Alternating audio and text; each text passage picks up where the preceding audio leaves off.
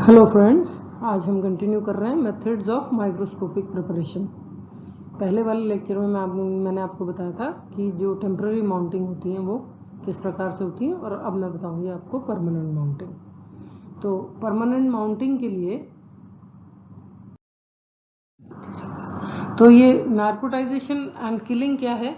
कोई भी जंतु या जंतु का कोई भी पार्ट हमें चाहिए माउंट करने के लिए, तो हमें वो उपलब्ध होएगा, जंतु अपने सोर्स से उपलब्ध होगा। और कोई अगर जंतु का पार्ट करना है तो जंतु की बॉडी से उसको हमें निकालना होगा। तो इसके लिए हमें क्या करना होता है, एनिमल को पहले हमें उसको मारना होता है। और ये जो मारना होता है ये हम कुछ केमिकल्स यूज़ करके करते हैं। और नार्कोटाइजेशन जो है वो एक तरह से उसको पहले आपको बेहोश करना होता है। तो इस तरह के केमिकल्स हम यूज़ करेंगे कि वो डायरेक्ट मरेगा नहीं, वो थोड़ा सा बेहोश हो जाएगा। और बेहोश करने के बाद हम उसका बॉडी को माउंटिंग के लिए या उसके बॉडी के किसी पार्ट को निकालने का काम करेंगे। तो नार्कोटाइजेशन इसलिए ज़रूरी है कि यदि एनिमल मर जाता है तो उसके जो टिश्यू हैं वो बहुत जल्दी ख़राब होना शुरू हो जाते हैं, उनकी शेप साइज़ वगैरह चेंज होने लग जाता है।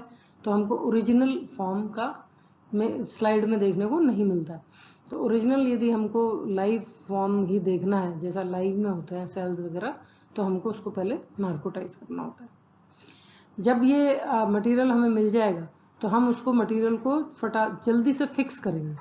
फिक्सेशन का मतलब होता है कि जो हम मटेरियल ले रहे हैं या एनिमल ले रहे हैं वो उसी फॉर्म में है जैसा लाइव फॉर्म में होता है, और वो वहाँ पे जिस समय हम उसको मार रहे हैं उसका जो बॉडी का फॉर्म है वो ही बना रहेगा, उसमें कोई चेंजेस नहीं होंगे। स्थायीकरण, फिक्सेशन होता है स्थायीकरण। तो हम उसके फॉर्म को स्थायी बना रहे हैं कि जैसा उस समय है वो वैसा ही रहे, उसमें कोई भी चेंजेस ना आए। इसके लिए हम इस्तेमाल करते हैं फिक्सेशन के लिए कई चीज़ें हम इस्तेमाल करते हैं। जैसे मेनली तो है बोइंस और फॉर्मलिन, अल्कोहल, और भी प्रकार के होते हैं जो फिक्सेशन में यूज़ होते हैं, लेकिन मेनली ये यूज़ होते हैं फॉर्मलिन, अल्कोहल और बोइन सॉल्यूशन। थर्ड है डिहाइड्रेशन। डिहाइड्रेशन से पहले हम इसको जो मटेरियल है उसको हम वॉश करते हैं। ये यहाँ पे फिक्सेशन के बाद इसका आएगा वॉशिंग। तो वॉश करने में क्या होता है कि जो भी हमने फिक्सेटिव यूज़ किया है उसका डाइल्यूट फॉर्म हम यूज़ करते हैं वॉशिंग के लिए। जैसे अगर हमने बोइंस यूज़ किया तो हम एक्वस बोइंस यूज़ करेंगे उसको वॉश करने के लिए, जिससे कि वो एक्स्ट्रा मटेरियल उसने अपना काम कर दिया है, उसने स्थायी बना दिया है सेल्स को, सेल के अंदर के ऑर्गेनल्स को। अब उसको फिर जो एक्स्ट्रा है उसको हम वॉश कर देते हैं, तो वो उसमें से निकल जाता है पूरा टिश्यू में से, जिससे ये आगे की जो प्रक्रिया है उसमें इंटरफेयर ना करें। और इसके बाद आता है मेनली जो मेन प्रोसेस है वो है डिहाइड्रेशन, यानी जो भी टिश्यू में पानी है वो निकल जाए। पानी अगर उसमें रहेगा तो वो उसको डेसिकेट करेगा, उसको गलाएगा टिश्यू को। तो अगर हमको स्थायी स्लाइड बनानी है तो पानी बिल्कुल भी उसमें नहीं रहना चाहिए। तो इसके लिए हमको करना पड़ता है डिहाइड्रेशन। अब डिहाइड्रेशन में क्या मेनली क्या करते हैं हम कि जो टिश्यू है उसके अंदर जो पानी है उसको हम रिप्लेस कर देते हैं अल्कोहल से। अगर एकदम पानी निकालने के और भी तरीके हैं, मतलब तरीके हो सकते हैं कि हम एकदम से पानी निकाल दें उसका टिश्यू को, उसमें से पानी खींच लें। लेकिन जैसे ही अगर हम पानी निकालेंगे तो सारे जो कोशिकांग हैं उनकी शेप चेंज हो जाएगी, और फिर हमको फिर वही है कि हम जो ओरिजिनल मटेरियल है वो ऑब्जर्व नहीं कर पाएंगे। तो हम क्या करते हैं कि स्लो प्रोसेस से हम पानी को धीरे धीरे अल्कोहल से रिप्लेस करते जाते हैं। इसके लिए हम एक सीरीज बनाते हैं जिसमें हमारे पास 30%, फिर 50%, 70%, 90% और 100% अल्कोहल को हम तैयार करते हैं। तो सबसे पहले हम डालते हैं 30% में, तो धीरे से 30% में तक थोड़ा सा अल्कोहल बॉडी में चला जाता है और धीरे धीरे पानी बाहर से। इससे क्या होता है, इसकी फॉर्म, शेप, साइज सब बनी रहती है सेल्स की। तो ये तरीका होता है डिहाइड्रेशन का। और इसमें जो मटेरियल है उसके थिकनेस, उसकी साइज के हिसाब से इसमें टाइम दिया जाता है। जैसे अगर मटेरियल थिक है तो आपको हर एक सीरीज में ज़्यादा टाइम देना पड़ेगा, और अगर मटेरियल बहुत फ्रेजाइल पतला सा है तो वो फटाफट एक्सचेंज हो जाएगा। जितना थिक होगा उतना टाइम लगेगा अंदर तक जाने में अल्कोहल को, तो इसलिए उसमें हमें ज़्यादा टाइम देना होता है। डिहाइड्रेशन होने के बाद स्टेनिंग आता है। स्टेनिंग में हम मेनली जो स्टेन्स यूज करते हैं वो 3 प्रकार के हैं, बोरैक्स कार्मीन, हेमेटॉक्सिलिन और इओसिन। और ये जो स्टेन है ये अलग अलग काम करते हैं। जैसे बोरैक्स कार्मीन है ये सामान्य अभिरंजक है, हेमेटॉक्सिलिन है ये केंद्रक को अभिरंजित करता है, और जो इओसिन है वो कोशिका द्रव को अभिरंजित करता है। तो आपके लेवल पे जैसे फर्स्ट ईयर में आप ये प्रैक्टिकल्स करेंगे तो आपको मेनली इओसिन यूज करवाएंगे, क्योंकि बहुत ज़्यादा कॉम्प्लेक्स मटेरियल की स्लाइड्स नहीं बनाते, और जब बहुत ज़्यादा कॉम्प्लेक्स मटेरियल की स्लाइड्स बनाते हैं तब हमको डिफ्रेंशिएट करना होता है न्यूक्लियर मटेरियल में और साइटोप्लाज्मिक मटेरियल में, तो वो शायद आपके उसमें नहीं आएगा। तो आप लोगों को हम इओसिन इस्तेमाल करवाएंगे ज़्यादातर अभिरंजक के रूप में, जो कि कोशिका द्रव्य को स्टेन करेगा। तो ये स्टेन फिर हम कैसे यूज़ करते हैं कि अगर डिहाइड्रेशन के बाद स्टेनिंग यूज़ कर रहे हैं तो हम उसमें 100% अल्कोहल में ही स्टेन डाल के और उसको स्टेन कर देंगे मटेरियल को। और अगर जो स्टेन है वो 70% या 90% में बना हुआ है तो वो उसी समय उसको, जैसे जब 70% में आपकी स्लाइड चल रही है तब आप उसको स्टेन करेंगे, 70% में वापस वॉश करेंगे और फिर उसको आगे बढ़ाएंगे।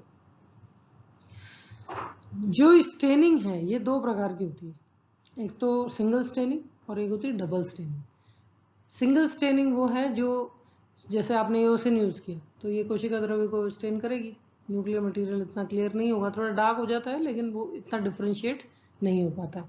डबल स्टेनिंग जो होती है उसमें ये 2 स्टेन्स यूज करे जाते हैं, जिसमें कि ये जो स्टेन होता है वो उसमें ऐसे कंपोनेंट्स होते हैं जो न्यूक्लियस को भी स्टेन कर देते हैं और जो साइटोप्लाज्म को भी स्टेन कर देते हैं अलग अलग कलर में।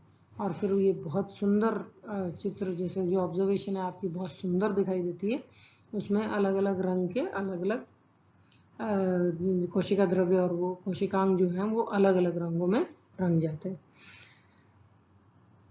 नेक्स्ट जो स्टेप है वो है डी स्टेनिंग। स्टेन अब जब अगर आप डालते हैं तो ऑब्वियसली वो बहुत ज़्यादा ही हो जाता है, जैसे वो पूरी कोटिंग हो जाती है उसकी, तो जो कोशिकांग वगैरह हैं उनको जितना स्टेन लेना होता है वो ले लेते हैं, और जो एक्स्ट्रा स्टेन है वो रेजिड्यू की तरह रह जाता है, तो उसमें फिर हम डी स्टेनिंग का प्रोसेस करते हैं। इसके लिए हम एसिड वाटर यूज़ करते हैं।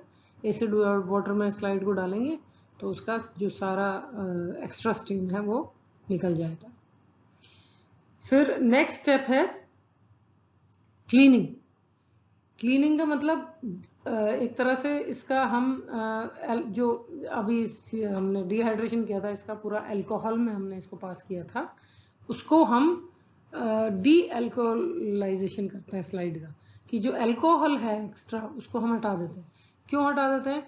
क्योंकि अब हमको स्लाइड को माउंट करना है, और जो माउंट हम करेंगे वो डीपीएक्स में करेंगे, तो डीपीएक्स और अल्कोहल जो है वो दोनों मेल नहीं खाते हैं, तो अल्कोहल को हम रिमूव करेंगे और उसको जो डीपीएक्स जिसमें घुलनशील है उस माध्यम में लाएंगे और वो है ज़ाइलोल। तो फिर हम इसका जो डी अल्कोहलाइजेशन या क्लीनिंग जो है वो करते हैं थ्रू ज़ाइलोल, मतलब उसको हम ज़ाइलिन में डालते हैं। ज़ाइलिन में दो ज़ाइलिन में हम इसको पास करते हैं, पहले एक ज़ाइलिन में रखते हैं और उसमें फिर दूसरी ज़ाइलिन में उसको शिफ्ट कर देते हैं, तो ये पूरा कंप्लीट डी अल्कोहलाइजेशन हो जाता है, और इसके बाद फिर हम इसको माउंट कर देते हैं डीपीएक्स में, और ये पूरा प्रोसीजर हो जाता है, पूरी स्लाइड अपनी तैयार। फिर ये 50% में, फिर 70% में, फिर और इसमें देखिए टाइम दे रखा है कि ये 30% 5 मिनट, 7 मिनट, 8 मिनट, फिर 70% में जी 70% अल्कोहल द्वारा ये भी अभिरंजन, यहाँ जो बोरेक्स कार्मीन है उसको इन्होंने अभिरंजित किया है, मतलब यहाँ पे भी आप अभिरंजन कर सकते हैं और यहाँ पे भी अभिरंजन, डिपेंड्स कि आपने अभिरंजन जो अभिरंजक है वो किस माध्यम में बना रखा है। तो अगर 70% में बना रखा है तो यहाँ पे ये अभिरंजन करा है, फिर इसका वी अभिरंजन करना होता है। वी अभिरंजन मतलब 70% जो क्लियर वाला है उसी में आप वापस इसको डाल दें तो एक्स्ट्रा जो अभिरंजक है वो निकल जाता है। फिर ये 70% अल्कोहल से धोना होता है इसको, फिर ये निर्जलीकरण 90% अल्कोहल में, फिर ये 100% अल्कोहल में। तो ये यहाँ से लेकर और पूरा यहाँ तक ये पूरा डिहाइड्रेशन, और बीच में अगर स्टेन आपका 70% में बना हुआ तो स्टेनिंग यानी अभिरंजन। ठीक है, इसके बाद ये क्लीनिंग आ गया इसका, जो निरअल्कोहलीकरण कहलाता है, डीअल्कोलाइजेशन। इसको ज़ाइलॉल में डाल के अपन करते हैं और इसको फिर हम स्लाइड को माउंट कर देते हैं कनाडा बाल्सम में। तो ये हो गया पूरा प्रोसीजर। अब इसको आपको लैब में जब आप करेंगे तब आपको पूरा क्लियर समझ में आएगा। पहले करने से पहले अगर आपको थ्योरेटिकल नॉलेज होती है तो आप लैब में बहुत एफिशिएंटली काम कर सकते हैं। तो पहले ये पूरी नॉलेज आप इसको 2-3 बार आप इसके थ्रू जाएंगे तो आपको ये पूरा प्रोसेस याद हो जाएगा और फिर आप आराम से लैब में परमानेंट स्लाइड बना पाएंगे। Thank you.